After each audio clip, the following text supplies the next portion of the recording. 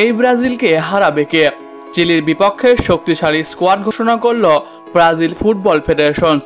যে ভয়ঙ্কর দল দিয়ে মাঠে নামছে ব্রাজিল, তাই এই নিয়ে বিস্তারিত জানতে হলে ভিডিওটি না টেনে শেষ পর্যন্ত দেখতে থাকুন। আর আপনি যদি আমাদের চ্যানেলে নতুন হয়ে থাকেন তাহলে এক্ষুনি সাবস্ক্রাইব করে রাখুন। আর ইতিমধ্যে সাবস্ক্রাইব করে থাকলে আপনাকে অসংখ্য ধন্যবাদ। নিজেদের হারিয়ে খুঁজছে 5 বারের বিশ্ব চ্যাম্পিয়ন ব্রাজিল।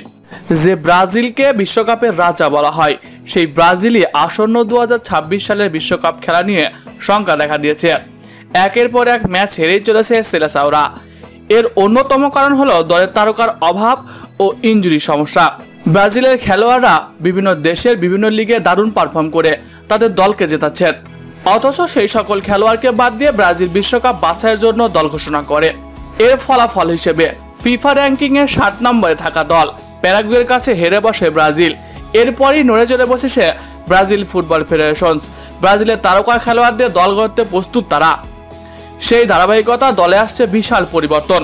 তার অন্যতম হলো দীর্ঘদিন যাবৎ দলে থাকলেও অ্যালিসন বেকারের কারণে একাদশ থেকে বাইরে থাকে ম্যান সিটির গোলকিপার এডারসন। ফলে চিলি বিপক্ষে অ্যালিসন বেকারকে রেস্ট দিয়ে গোলবারের দায়িত্ব আসতে পারে অ্যাডিসন। এছাড়াও আক্রমণের শক্তি বাড়াতে দলে ফেরানো হতে পারে গ্যাব্রিয়েল মার্টিনেলিকে। দল থেকে বাদ পড়তে পারেন সদ্য রিয়াল মাদ্রিদ তারকা এনরিকে। এছাড়াও চিলির বিপক্ষে ফিরতে পারে দলের সেরা খেলোয়াড় নেইমার জুনিয়র প্রায় 1 বছরেরও বেশি সময় ধরে ব্রাজিল দল থেকে বাইরে। ইনজুরি থেকে সেরে উঠতে না পেরে এখনো দলে ফিরতে পারেননি তিনি। তবে আশার খবর এই যে নতুন করে ইনজুরিতে না পড়লে আসন্ন চিলির বিপক্ষে ম্যাচ দিয়ে আবারও জাতীয় দলে ফিরতে পারে এই সুপারস্টার। যারা গেছে আল হেলালের হয়ে নিয়মিত অনুশীলন করেছে নেইমার। এএফসি কাপে নেইমার জুনিয়রকে নিয়ে দল ঘোষণা করেছে আল হেলাল। আগামী 17 সেপ্টেম্বর এএফসি কাপে আল হেলালের খেলা রয়েছে। সেই ম্যাচে যদি নেইমারকে মাঠে নামতে দেখেন তাহলে অবাক হবেন না। এছাড়াও দলে কুতিনহো ও অস্কারকে রাখার তীব্র আলোচনা চলছে।